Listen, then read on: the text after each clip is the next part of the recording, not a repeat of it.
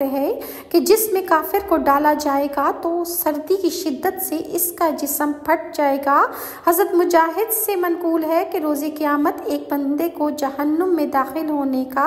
हुक्म दिया जाएगा तो वो सुकड़ जाएगा, यानी जब उसे जहन्नुम के सर्द खाने में दाखिल किया जाएगा तो उसका जिस्म सुकड़ जाएगा। बस अल्लाह ताला या जहन्नुम का दरबान जहन्नुम से कहेगा कि ये क्या,